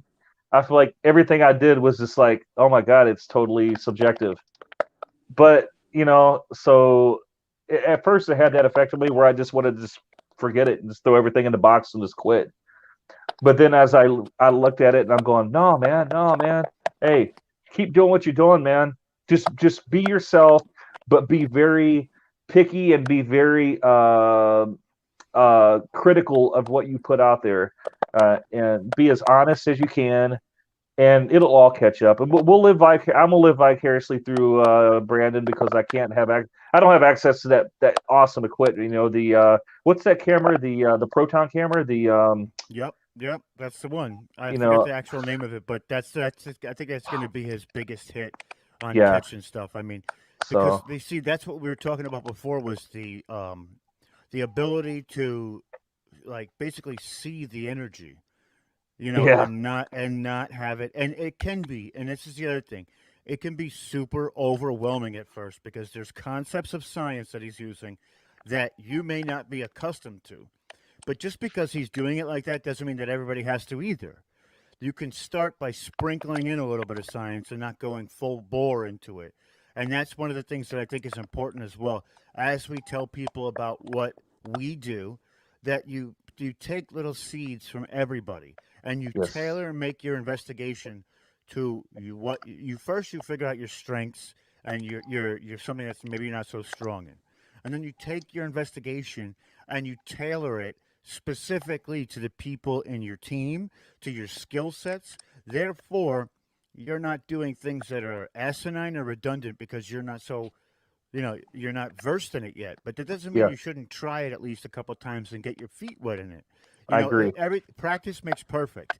So the more you tailor and make your investigation, and then every so often you go out, you try one thing new and you try it once, twice. After that, you go back to the regular stuff that you know and that you're tried and true in. Eventually, down the line, you'll be able to incorporate that more and more as it gets further down the road, and then everybody will come to a different path. And it comes to this crossroad. I believe he was at this crossroad with Ghost Hunters being done. He said, "What can I do to?" And I'm not speaking for him at all, but from what I Yeah, see, it's my observation. He got to this crossroad where he said, "What can I do to further this even more?" And I think that he took the proper avenue for his interest and for what he's going to do for the community at large. And it's going to be an epic journey just to even be watching it and being alive during this time while he's figuring this out is a gift to me. I agree 100%. Everything you just said, I agree 100%. I mean, I think me and Sean's actually talked about that before too, about things during investigations. I think I talked about it earlier too, where you focus too much on something, and if you focus too much, you don't get the experience. You're pushing buttons and twisting knobs and all that stuff like that, and you're trying to like do so much, it just gets overwhelming. And then you try it for a little bit, and come back to it and go back, do what you know, and then come back a little bit later, sprinkle a little bit of this and that, and and then just like you said, tailor make it to you who you are as a team. And it's comfortable. Just because it's simple doesn't mean that you're not. Just because it's simple doesn't mean you're not going to get results. And I think we've proven that quite a few times. Well, I agree. Well, I think It does. equipment will get better. I think as Uh, time goes on too with technology, you think of the black and white television, that you had to sit there and crank the channel, and then you got the remote control and the channel would turn as you press the button. And look at the TVs we have now. I think it's going to evolve over the next 10 years. I don't know really where it's going to go, but with science and technology these days, equipment could be amazing in another 10 years. I That's agree. just right. I can only imagine where it's going to be 10 years from now. Think about where it was 10 years ago and where we are now. Yeah.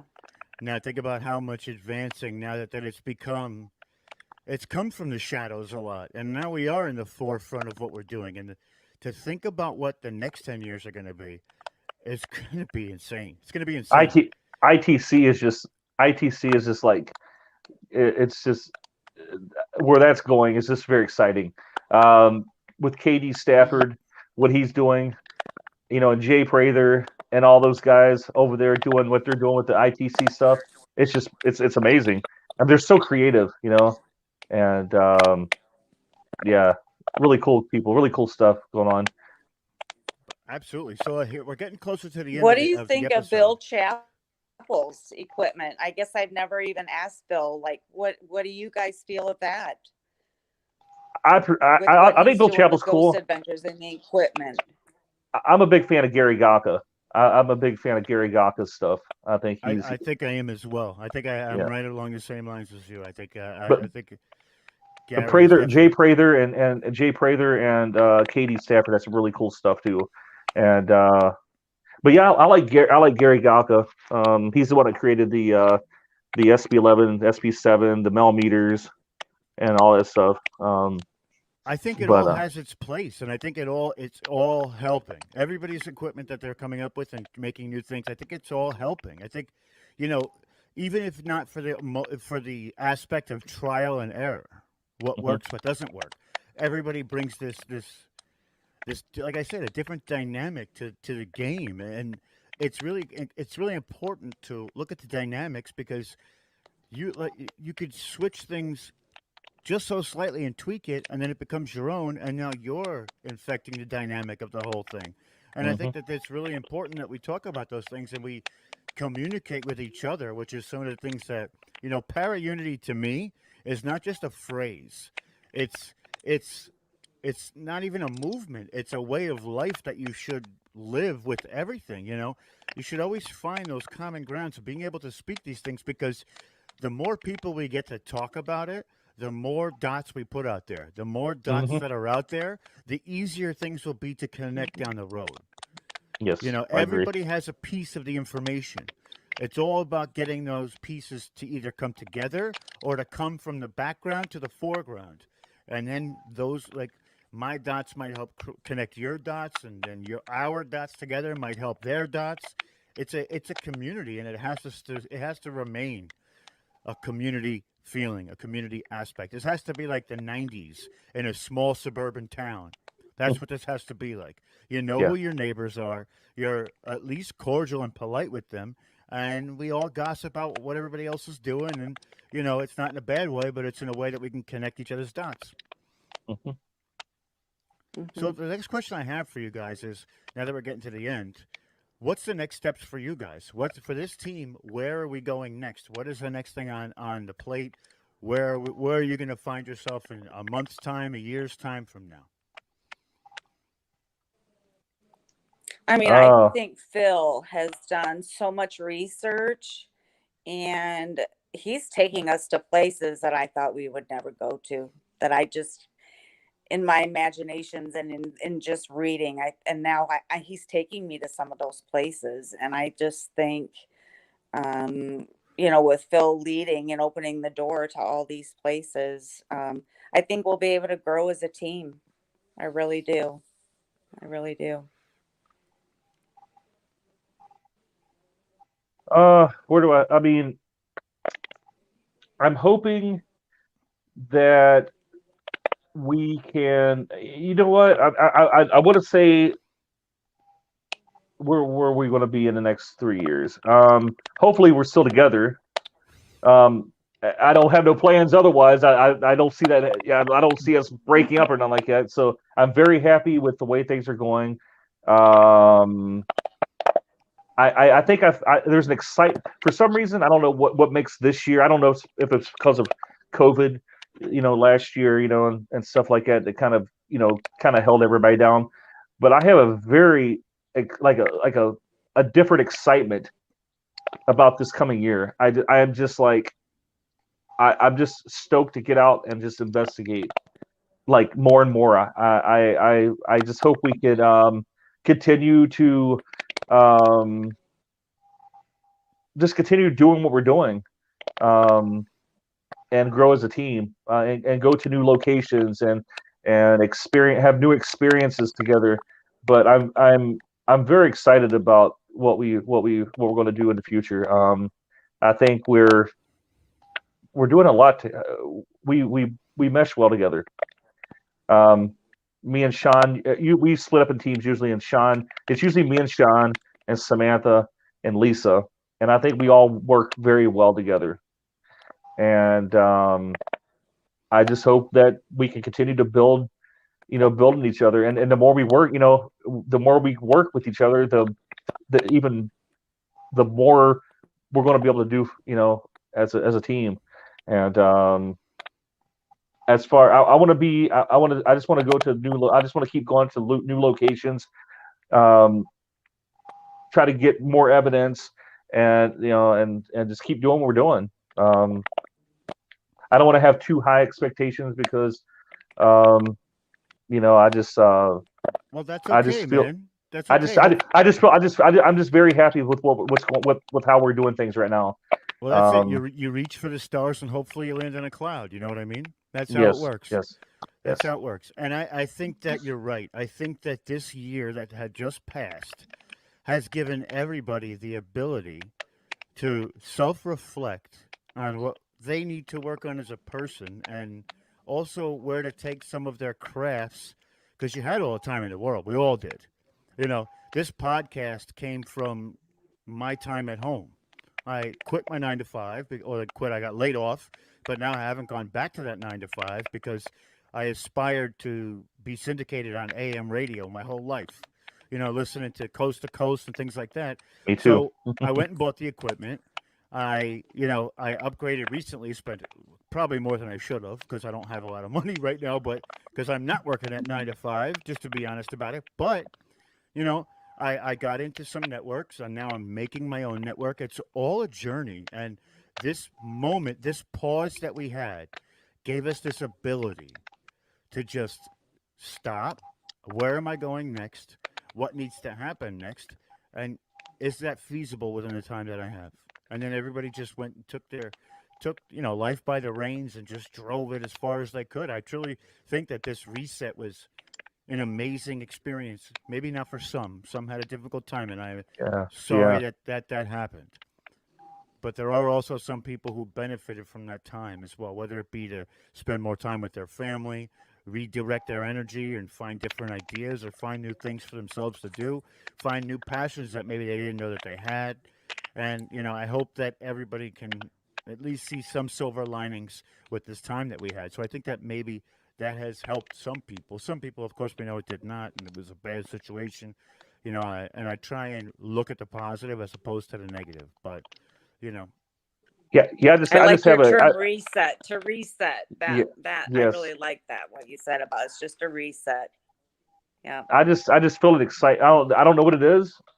I don't know. I just feel a different excitement than I did last year. Maybe it was because of COVID, and we were it was new to us. It was we didn't know what was going to happen, and we still don't know how it's going to all play out. But still, I just feel like I just feel excited. I just have like a reset, just a burst of like I'm ready to get out and just do it. And I can't wait to go to Kosciuszko County Jail next month.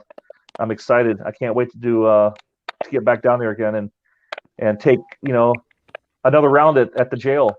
We've had a lot of experiences there, and we'll keep building on it. I know Sean's ready. I know Lisa's ready. I'm anxious to get back. Yeah, I had hip replacement and open heart surgery, so medically I'm bionic now, so I'm good to go. No more time off for me.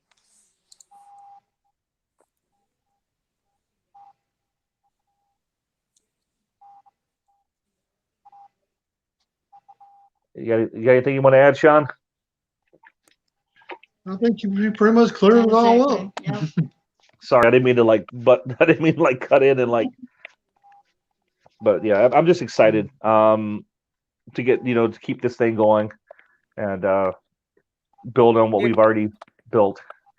So yeah, you got a good lineup for us, Phil. A great lineup for us. We have Kosciuszko coming up next month. We have nothing yet in well, actually we are yeah, I guess we do have something in March. I'll have to talk with you guys about that later. But then April's and obviously in Monroe House in April. May I'm still working on. June. Then we have we'll be going to Randolph County Asylum in July. So I'm pretty excited about that. And so yeah, we got some cool stuff coming up. So awesome. And we got to fit Eden Springs in there. We got to fit Van Buren County Poorhouse. Yeah. So excellent stuff, guys. I just want to say that it was an honor and a privilege to talk to you guys this evening. I had such a great time. I think this is a real powerhouse episode. We talked about a lot of really awesome stuff and really touched in some deep conversation, and I love those to death. You guys are amazing. I can't wait to see what's next for you guys and looking forward to what you guys are going to be doing. And I want to thank you sincerely for coming on. Thank you, Rob. Thanks for having us. Whenever you want. Any one of you want to come back at any time, just let me know. I'll shoot you the link, and we can do this all over again. You just let us know. Thank you. You just let us know. Rob. We'll be on, buddy. We had a blast, man. Thank you for having us on, man. Awesome, sorry for my slow start. There is no worries at all. That's technology. No worries. It happens. Listen, live shows. You know how many times I crapped out while we were sitting here and you guys just didn't even realize it, that I just stayed stuck for a moment? Probably about 7 times. But that's okay. It happens. It's live shows. This is what happens. But I'm going to say thank you to everybody that came tonight. My name is Rob Yox. I'm the Ultimate Outsider, the Saturday Night Savage. Thank you for coming into Full Spectrum Universe. I'm going to give you guys the floor to say goodbye, and then we'll cut transmission. Thank you all for showing up. I appreciate every one of you. Please share this out.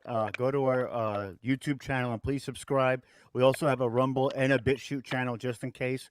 Sometimes on the other shows we talk about some controversial stuff. We never know about deplatforming and things like that. We're all aware of it. But thank you all for coming and enjoying the show. But I'm going to leave it to you guys to say goodbye. And go ahead. Thanks, Rob. Hey, Rob, I think we appreciate you having us on. It was an honor. It was a thrill. We had so much fun. I'm glad we had everybody on, as a team. This is the first time we've actually had all 4 people on together. So, for one reason or another, technical issues or whatever. But Lisa, welcome back. I'm glad you're back. Thank you. Sean, Sam, thanks for being who you are. I've enjoyed this ride, and I will continue. And I want to continue enjoying this ride. I appreciate you guys. You guys are just not only teammates but your friends, and I'm just excited for the future.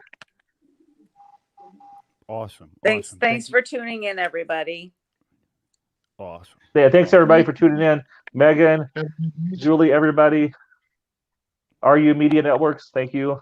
Yeah, you guys are all awesome. So we'll see you guys next Saturday from 8 to 10 p.m. I want to thank you for joining. Keep an eye out for Full Spectrum News, something that we're launching, and the Seer and the Scholar on Monday nights from 9 p.m. Eastern Standard Time to 10 p.m. Eastern Standard Time. Everybody have a great night. Have a great weekend. Enjoy yourselves. Don't work too hard, and we'll see you on the next round.